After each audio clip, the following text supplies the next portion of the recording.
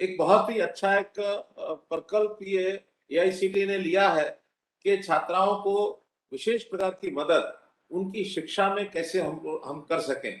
और जो 2 योजनाएँ आपने अभी बताई हैं, जैसे अभी प्रगति छात्रवृत्ति योजना और सक्षम छात्रवृत्ति योजना, जिसमें 50,000 रुपया वार्षिक ये छात्रवृत्ति दी जाती है।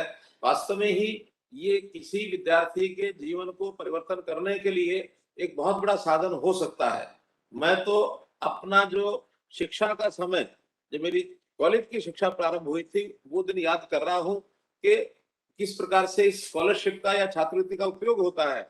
सस्ता ज़माना था, हमको भी आवश्यकता पड़ी, तो उस समय उसके लिए अप्लाई करना पड़ता था, छात्रवृत्ति किसको चाहिए। तो ऐसी ₹480 के साल की छात्रवृत्ति हमने उन दो यानी 1971 में ये 2 वर्ष तक प्राप्त की। और मैं समझता हूँ बहुत सफल वो शिक्षा को बढ़ाने में उस समय के लिए वो मेरे जीवन का एक बदलता हुआ एक चरण था। तो परिवार जो है गाँव में रहने वाले शिक्षा का मैं तो समझते नहीं है। हमारी शिक्षा को एक प्रकार से काँटा लग गया था कि आगे माता-पिता ने पढ़ाने के लिए मना कर दिया। लेकिन वो छात्रवृत्ति योजना ही काम आई, जिसने उस पढ़ाई को आगे करने के लिए और मुझे प्रोत्साहित किया। आज आवश्यकता शिक्षा के साथ-साथ, क्योंकि हमारी सामान्य शिक्षा, 3 ईयर एजुकेशन जिस प्रकार से पढ़ाई जाती है, बाद में टेक्निकल एजुकेशन भी हम लोग जैसे पढ़ रहे हैं, इसका अपना एक उपयोग है।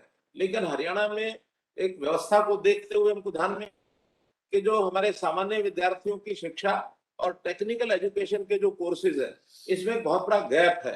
हरियाणा सरकार ने टेक्निकल एजुकेशन के बहुत संस्थान खोले हुए हैं। टेक्निकल एजुकेशन के कॉलेजेस हैं, यूनिवर्सिटीज हैं, पॉलिटेक्निक्स हैं, लेकिन बहुत जगह पर इनकी कक्षा, उसमें जो छात्रों की संख्या है, वो सैंक्शन जो स्ट्रेंथ है उससे भी कम रहती है। अर्थात टेक्निकल एजुकेशन के नाते से वो आगे बढ़ नहीं पाते हैं। तो नई एजुकेशन पॉलिसी में इसके लिए जो एक विशेष प्रावधान किया गया है, मैं नई एजुकेशन पॉलिसी बनाने वाले लोगों को भी धन्यवाद करूंगा, आभार प्रकट करूंगा कि उन्होंने अंग्रेजी के साथ-साथ हिंदी में टेक्निकल एजुकेशन यानी एजुकेशन इंजीनियरिंग का पाठ्यक्रम ये भी उपलब्ध कराया है। और इस बार सभी हमारे विश्वविद्यालय हैं, उसमें एक-एक सेक्शन हम हिंदी के पाठ्यक्रम में पढ़ने वाले छात्रों को ये उपलब्ध कराएंगे।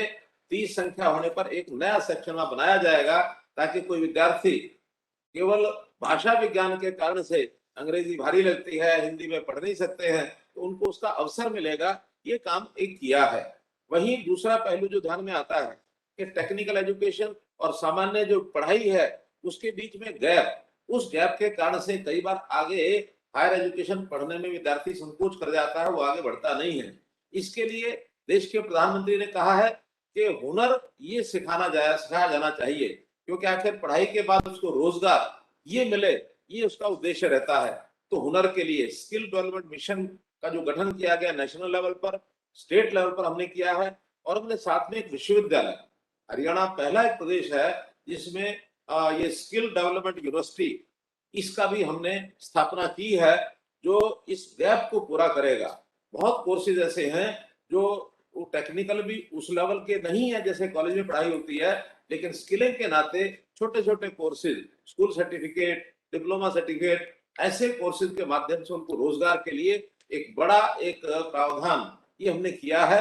हजारों की संख्या में वो बच्चे हमारे स्किल डेवलपमेंट मिशन के माध्यम से या विश्वविद्यालय के माध्यम से हर वर्ष कोर्सेज करके और अपने जीवन यापन के लिए अपनी नौकरी को प्राप्त करते हैं। तो इस प्रकार कौशल और रोजगार इसको केंद्रित करके नई शिक्षा नीति का भी एक प्रकार से ये एक प्रावधान है।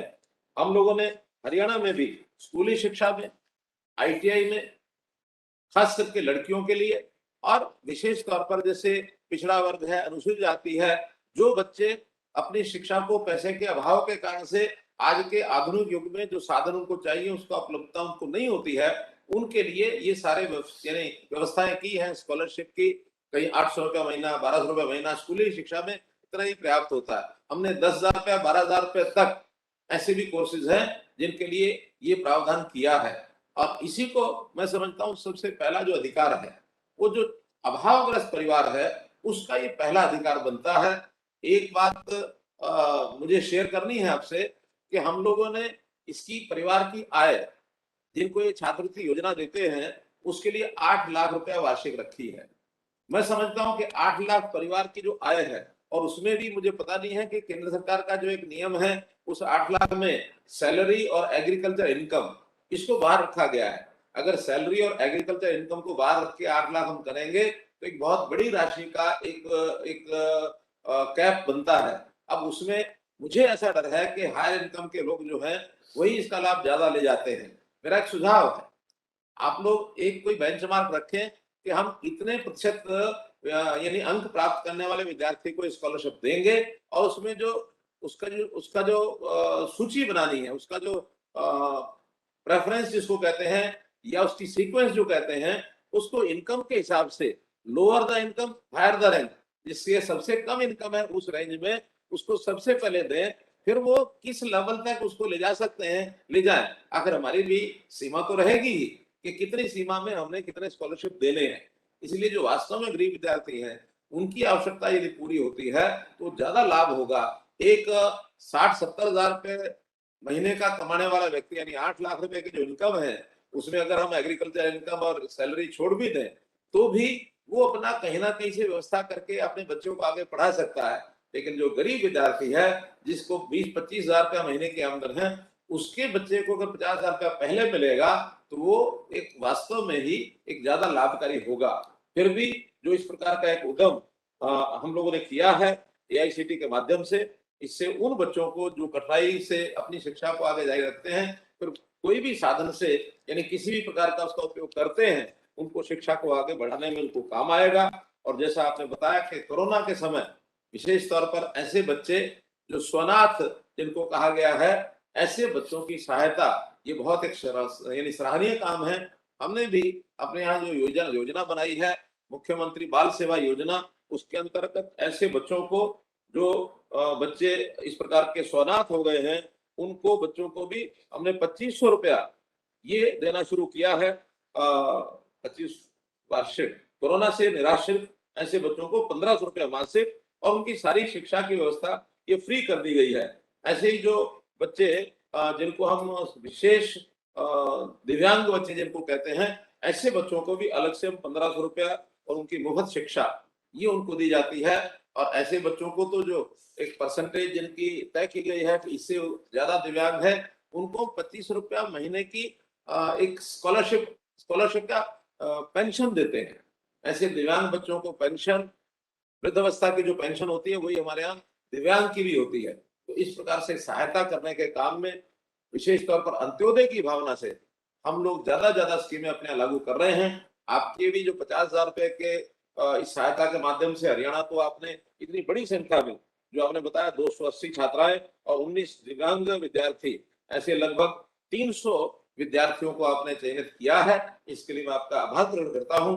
और इस संख्या को आगे कैसे बढ़ा सकते हैं, जैसे आनंद मोहन शरण जी ने कहा कि इस संख्या को और बढ़ाने का भी स्कोप यदि है तो उसका लाभ और मिले, ताकि हरियाणा के बच्चे अपनी इस तकनीकी शिक्षा में और आगे किस प्रकार से उत्तीर्ण होकर के अपने जीवन यापन में सुविधा प्राप्त कर सकते हैं, ये आप करेंगे।